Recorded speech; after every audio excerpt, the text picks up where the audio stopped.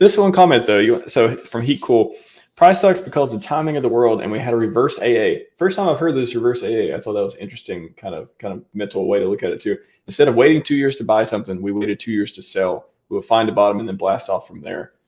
What do you think about that? What kind of the waiting of 2 years? It's something that came up this morning. I was thinking of is, boy, it's kind of one of those things. I mean, you appreciate we all appreciate, right? Delayed gratification, wait long enough, cycles, all this stuff.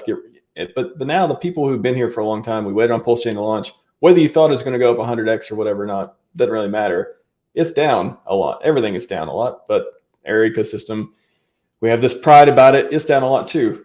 Is it just, I don't know. The people who have been waiting for a long time, some of them will sell, some of them will never come back, and then we'll have new people come in and they'll kind of rotate. But what is the way to look at it? Like, what is the way? If you're down, you're like, oh my God, I wish I could DCA. I know this ecosystem's coming back. I wish I had more money, but I've been DCAing the whole way down. I'm out right now. I have my SAC money. No chance of getting it out unless I want to sell at a loss. Where's that piece that you're like, you know what? I think this is going to work. How do you get to the point where you just believe it's going to work if you're losing hope at all right now? Well, for me, that's a good question. Thanks. For me personally, it's just it's actually the technology. I mean, it's so ironic that after all this, like shitting on people that say I'm in it for the tech, the maximum copium is coming all the way back around to be like, actually, I am in it for the tech, because we are literally like frogs in boiling water here with the traditional financial system. You are going to get pushed to CBDC whether you like it or not. There's probably going to be some sort of social credit score associated with that in the next 10 to 20 years. And there's going to be a way out, and crypto is that way out because it is truly decentralized software. It almost doesn't matter what you're holding. HEX, Ethereum, Bitcoin, PulseChain, anything that's truly decentralized on a technical level, not on an economic level, not, oh, one guy owns more coins than me. That's something everybody messes up, right? Centralization in every single crypto is economically very centralized. Satoshi has 1 million Bitcoin, but you know what? You can't shut off all the miners at the same time. So technical decentralization is different than economic decentralization. And if your coin has no admin keys, if your coin is, crowd maintained or maintained by, many developers contributing over a long time, such as Ethereum or Bitcoin or PulseChain, or even better in HEX, where it's actually just an immutable block of code. A lot of good smart contracts out there are just immutable blocks of code with very, very limited ownership. These are going to be the tools of the future that we can use for maximum freedom and to navigate and use our freedom to transact in the utmost way. Now, these things also tend to have the highest appreciating price history of any asset of all mankind. So it's nice that as a side effect of holding self-sovereign peer-to-peer digital money, we can also get rich in the process. And somebody said it best, I think it was Trace Mayer, is that it's like a global digital financial revolution disguised as an internet Ponzi scheme, or disguised as a casino.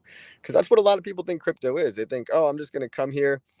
And I laugh when I hear like OnlyFans is just like crypto for dudes. And it's like, kind of in a way, because some people treat it like that. Some people treat crypto like it's just this degen casino, and they just, they just like, they don't see the bigger picture of they can't imagine holding anything longer than a couple of weeks or a couple of months. They want to be a day trader. They think that's what crypto really is. It's really just buying and holding solid projects, waiting for the price to go up in a matter of a couple of years. I mean, the price can really skyrocket faster than we think. And it can also really go down a lot, much more than we think. But if you're not holding your positions, if you don't have your position established on just a couple of these days, like for example, the vast majority of all the gains in the S&P 500 over the past 5 years, they've done backtesting studies on this, were made in like 30 individual days, right? So if you were going in and out of the market all the time, and you were not in the market on these 30 days out of like 5 years of history, you missed out on, the vast lion's share of the gains. It's the same way in crypto, right? We're going to have certain green candle days that if you're chasing those pumps and you're trying to buy in after they already pumped, you're missing out on you just turned a 100x into, a 20x, right? Like that's how much this can be affected if if you're not abiding by the mentality of time in the market and you're trying to do time-ing the market, you're really going to end up with a lot less X's, right? Than just scaling in at the lows and slowly scaling out after you've got your 100X or your 1000X or whatever it might be. And so that's where we're at. That's what just, I guess that's what makes me feel better about what I'm holding is I know it's decentralized. I know there's no off switch. I know the SEC can't shut it off. The government can't shut it off.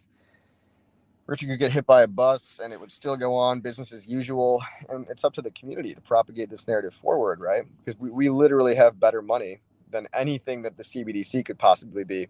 Now, there's a war on cash and cash is going away. So in a digital age, what do you do for private self-sovereign money? If not cash, well, you need to go to a real crypto, real DeFi, the real parallel financial ecosystem that we're building right now. And it's fun to be a part of the building process because you see on PulseChain specifically, we are building more than ever before. We haven't stopped building.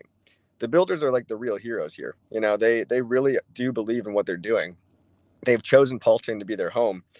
And if you look around, you see a lot of people taking very, very good concepts and bringing them to life in a decentralized way and abiding by a lot of the things that Richard Hart popularized, a lot of the ideals like get your shit audited, right? Have very, very limited admin keys, if not zero admin keys.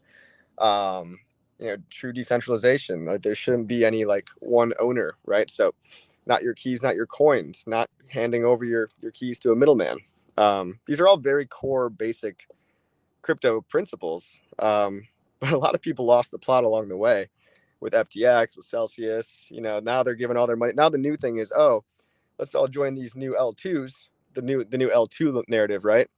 And it's like the main relayer of the L2 is owned by one guy, and that one guy can track you on the way in and on the way out, and it can actually shut you off on the way in and on the way out.